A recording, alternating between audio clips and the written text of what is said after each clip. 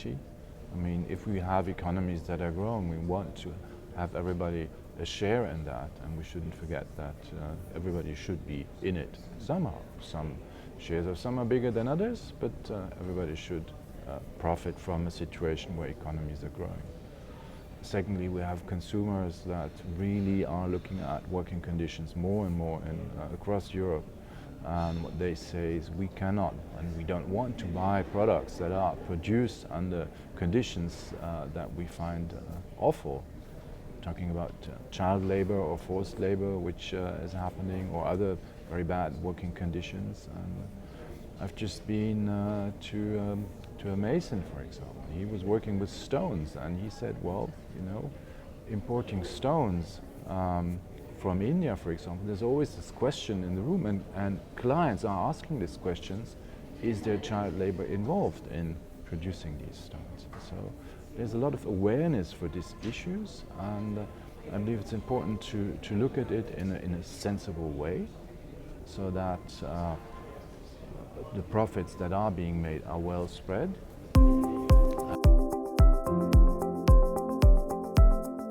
First of all, I see that it's, from an economic point of view, it's very hard of getting into business with India. If I compare the way that business has developed and trade has developed, FDI has developed with other countries in the region, then I think there's enormous potential for growth in trade and also in foreign direct investment between India and European Union. So that's the first point I believe that needs to be made. Secondly, I think the Indian economy has it all. It has the highest and the best of technologies, it has great manufacturers, but it has also parts in the economy which are very simple still, and also parts of the economy where you have working conditions that aren't the way they should be.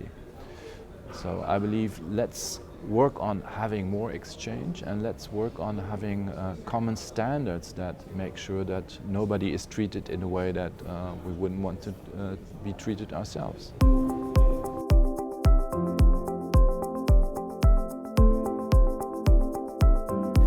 Over the last few years, I have focused on looking at business and human rights, because that's a discourse that's gradually developing in the country. This year, in collaboration with Wipro Foundation, we had done a project on looking at disclosures of 100 companies listed on the National Stock Exchange from 17 different sectors. Basically, our focus was in understanding what are they reporting on human rights. I think it's important to recognize that the business responsibility reporting has kind of forced the listed companies to actually think about human rights. So to that extent, what we do see is, while there has been an evolution in the reporting on business and human rights in the business responsibility reports and even in the sustainability reports, it's been gradual. What we also see that there are some companies which are distinctly leaders in the way they report on human rights. Another interesting insight we had was, within a sector, there were huge variations across companies in the way they were reporting. So I think what this really tells us is that human rights as a subject, I think, is not yet well understood. Several people are not aware, and I think the idea of how it applies to them, though that's the business, I think is still very nascent in its infancy and evolving. Why do I think it will become important in India over the next few years? I think there are several trends that are happening in the environment which is going to put pressure on us. First and the most important one is really land acquisition, whether it is for infrastructure projects, whether it is for expansion, whether it is for construction, any of those. There are going to be tensions between landholders and the corporations. The second one is that, and therefore the questions around land rights, indigenous rights of people, the rights of the vulnerable, all of these are going to become bigger and bigger issues.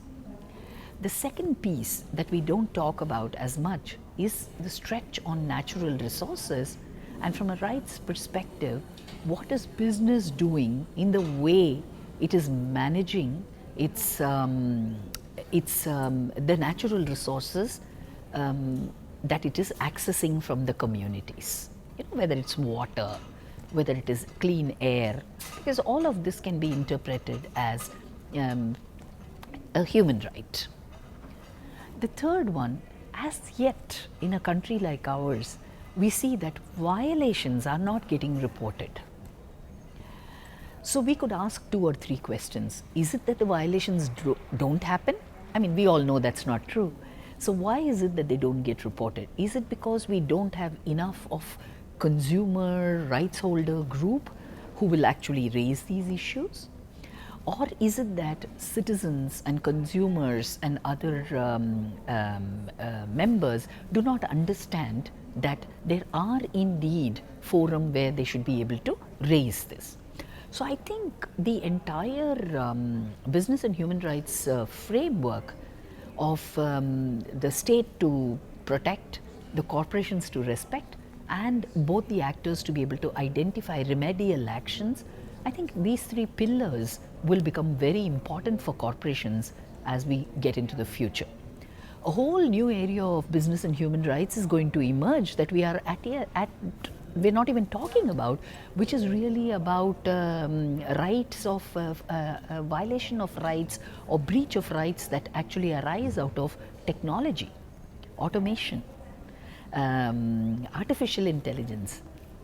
So what I do see is that businesses are likely to become more mindful of this as more and more consultations, conversations and discourses begin to happen across a variety of stakeholders.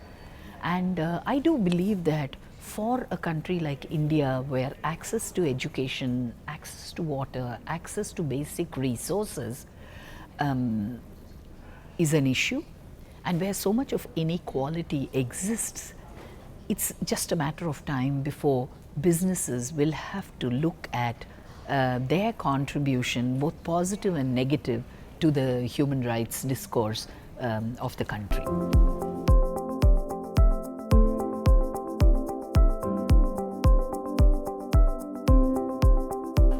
Recalling that the first time business and human rights matured into the United Nations guiding principle, this was 2011.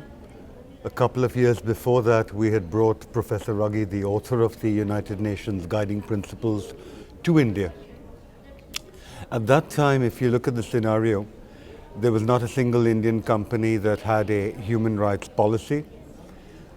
Their reaction to the words human rights was a cause of concern. They didn't know what exactly it was that they had to do. So I think from almost a surprise that here is human rights in business in 2011, the journey in the last, let's say, particularly 5 years, with the Indian government bringing the human rights discourse into the Indian national guidelines, number one. Number two, I think in our own expressions of the discussion, bringing them to topics that they can understand in their own language.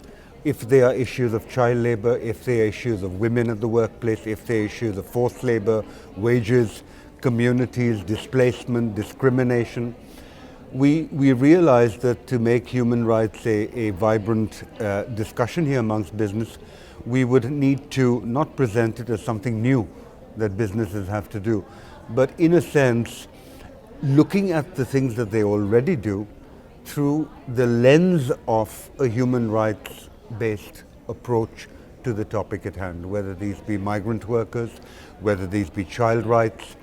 So I think it'd be fair to say that whilst movement has not been rapid, there hasn't been 1,000 companies with human rights policies, the way that we see it progressing is, one, that civil society have given enormous backing because this is what they do. So in many of the civil society engagements with business partnerships that they already have, we hear more and more examples. For example, child relief in you becomes child rights in you. And they have partnerships with 100 companies. Obviously, that they're going to talk about more child rights, for example, in the supply chain. So I think the second part is that companies, when looking at human rights, are not just defining themselves by their own corporation, but their supply chain, their value chain indeed. And in that area, everyone acknowledges that in the supply chain there will be human rights issues that are as yet unmapped, unaddressed by companies.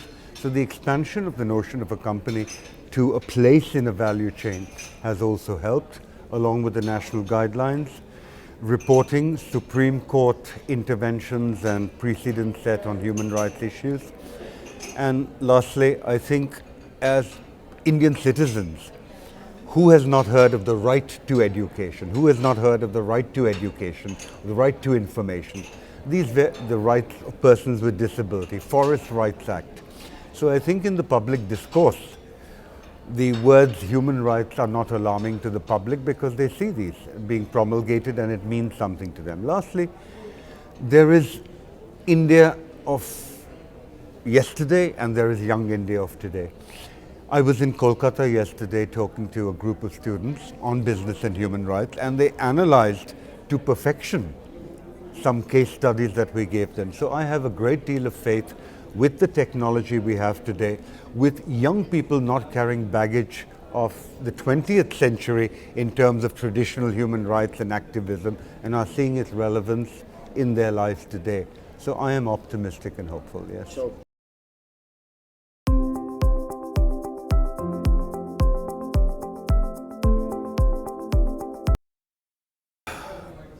I think we would like to, we have seen an extent of leadership from the government.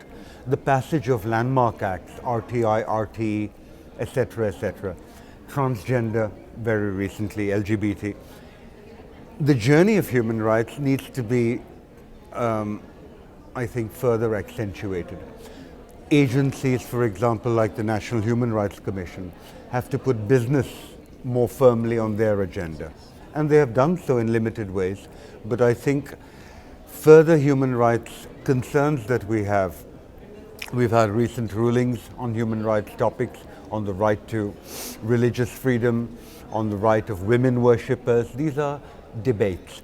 And I think there's sometimes the feeling that the human rights debates are not complete, so how could they apply to companies because they are not coherent and complete, they're ongoing.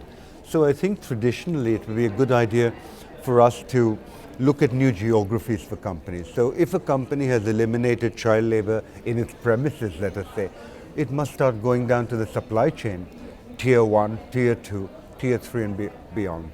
So I think the focus on our Indian companies on their supply chain reveals to them that there is a lot to do.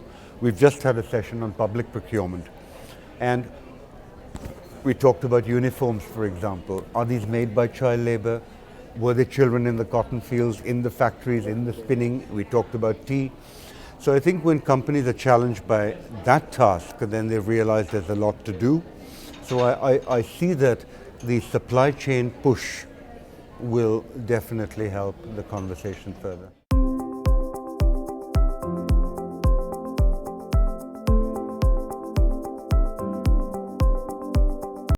This is the idea that we have a national plan, action plan on climate change, and a national plan, action plan on business and human rights should be welcomed by business because it gives them a longer term trajectory, predictability in what's going to happen before getting involved in an area that is still difficult. It is not easy to draw a line between the state obligations where they begin and end and where the private sector, and sometimes they overlap. So with the NAP, we hope that, number one, gaps in legislation are self-harmonized, that our laws are brought into sync with human rights, and that laws issued from different ministries to business are informed commonly by human rights. The third part, the third pillar of the UNGP and the focus of an NAP will largely be on not you and me necessarily, who as middle class consuming educated public, but our approach in India must be to look at those people who are most at risk of their human rights being violated.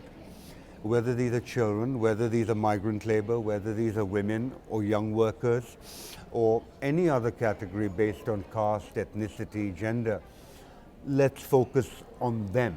And the idea cannot only be that we have more laws which are not implemented for such people, or that the corporations take cognizance of even a rag picker right at the end of their supply chain stripping a component of a product that they have made, but to strengthen the access to remedy that these people have. So the voices of these unheard people must find primary place in an NAP, because this is where the human rights violations are most likely to occur. People who are ignorant of their rights, people who can easily be exploited because of their poverty, other circumstances, their ability, disability, etc.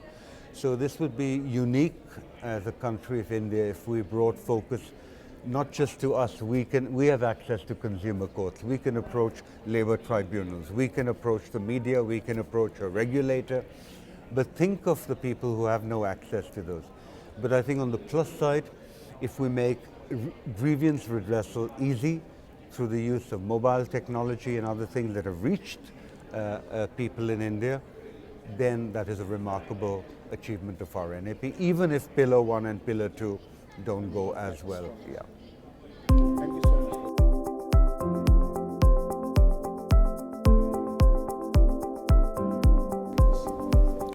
I think it's a very interesting question because the other day I was with one of the CEOs of a social business, and I was pretty surprised to hear, like, that especially at least the established Indian businesses, they have actually made it very, very mandatory to look at worker well-being as one of their core agenda, obviously intertwined with the whole agenda of human rights. And you must be aware about the national voluntary guidelines now, which are not going to be as voluntary. So from a human rights perspective, I think Indian businesses are also, especially those who are established ones, they are gearing up because there's more accountability. I think the Indian consumer is also, like, more aware that why sustainability is important. Like our very own homegrown Ridhima Pandey, who is a 12-year-old and who was so vocal about, like, children taking up the issue of climate change. But climate change has an implication with the human rights. Now, as for Marks and Spencers, I think we are driving this agenda. We were one of the first UK companies to hold a human rights conference in India, and we also were one of the first companies to actually release the anti-forced labor toolkit for our suppliers. And of course, semantics, because it is in line with one of the UK laws which actually deals with the subject. But in India, we have to be a little sensitive about the word slavery that it talks about. But modern day slavery-like conditions, if they are existing anywhere, so it's incumbent upon the business to actually look at it practically. So I must say, I think there are quite a lot of front runners from an Indian business perspective who have actually, like, started imbibing those principles, within their. One of the common names I can very, very safely take is Tata Group. I think, if I may say, they were one of the first to actually invent CSR, actually start CSR way back in 1800s, right, 17th century. So they are the ones who are driving ethics. In fact, the other day I was talking to one of the ex-officials of the Tata Group who was into mines. So they were talking about worker well-being that point of time in 70s. Apart from Tata, in the apparel sector, we have a very own homegrown Aditya Birla Group. They are driving a lot of sustainability within themselves and within their supply chain, and they happen to be one of our partners. Arvind Mills is another example. So I think it is very, very positive, if I may use the word.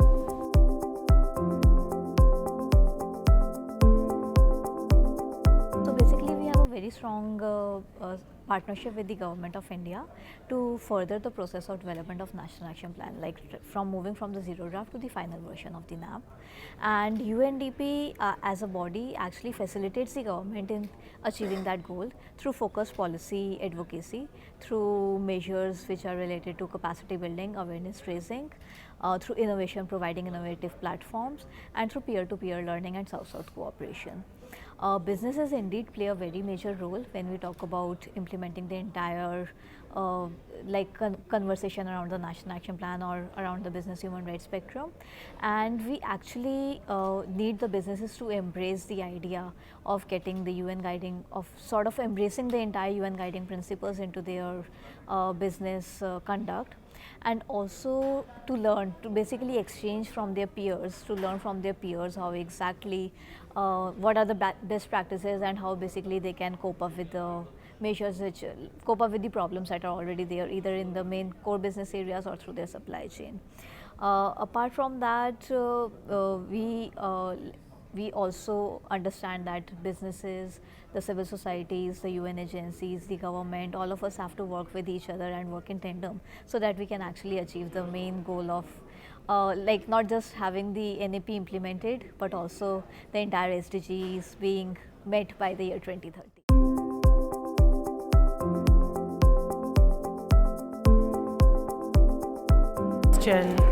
I think today businesses are really facing a challenge.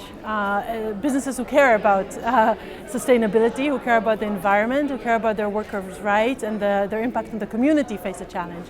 And that is how to combine their business purposes with this kind of ethical, socially responsible behavior.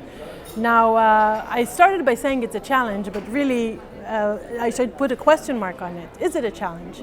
I'm not sure it is so much a challenge, because I think it is part of the purpose of a corporation is not just to profit its shareholders, but to profit the society that it is part of. And therefore, it's a mission maybe, and maybe a challenge. The way it's often presented is actually not the case.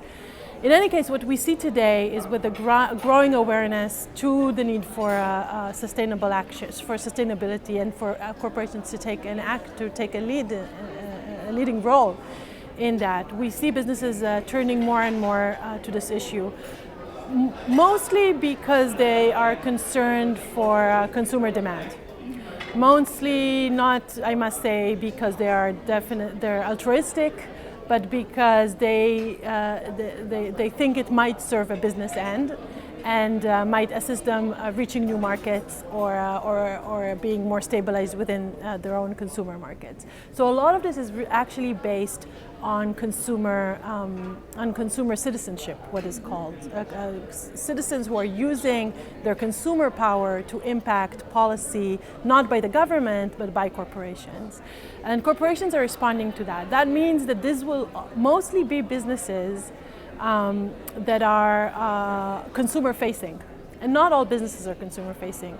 So there are two different challenges here. One would be for consumer facing businesses, which would be garment and apparel, which would be electronics, food, and etc. And to other industries that are not as exposed to consumer pressure. And I think these are two different sets. And I think what we're currently seeing around the world, and definitely in India as well, is the impact on consumer-facing businesses rather than the rest of the businesses. So we can see, for example, astounding reduction in child labor in India. Again, there's still a lot of work to do, but still a lot of work has been done. And there we see great reduction in child labor, at least as wage laborers. In the sense of working in the market rather than in the home. In the home, there's still large numbers. And we can see a reduction in that. And a large part of it comes from business responsibility, from corporations demanding from their suppliers down the supply chain to actually act in this way. So we do see some impact there. Other elements, other types of corporations, not so much affected. So construction, we hardly see any of that in construction, although there's such vulnerability. And others, and various mining and extracting practices as well, if it is mica mining or other forms of mining, also less exposed to it. So I think these are different challenges. What can corporations do? From my perspective, I think what all policy interested in improvement, and my field is workers' rights and labor's rights, has to begin with empowering workers on the ground. So I think being open to unionization when that is relevant is one thing. But giving, not being hostile to worker organizing, but understanding that actually workers' voice is an important part of your business and an important part of what can become a better business practice, both for your consumers, but also for the efficiency of your own businesses as well. Workers have a lot of knowledge about what's happening on the ground and how to make it more efficient, and often disregarding that harms the corporation as well. So I think if I had to choose one element, I would say it's a worker-led social responsibility, making sure the voices of the workers down the supply chains are heard. Another challenge would be reaching beyond tier 1 suppliers. And for that you really need strong enforcement mechanisms that corporations are hesitant to put on themselves. And for that we need civil society and we need governments. I think corporations alone, unfortunately, cannot do it. So partnership with governments, with civil society organizations, having them hold companies accountable. So accountability will be a big part here. Corporations that are open to that, to multi-stakeholder initiatives, I think that's another good practice in this field. And I think all of these are especially are useful anywhere in the world, but definitely in the Indian context, when there is a governance challenge of the government to reach many sectors in the economy. And so I think actually reliance on to some extent, reliance on multinational corporations can lead a change in international and in domestic supply chains. Great, thank you so much.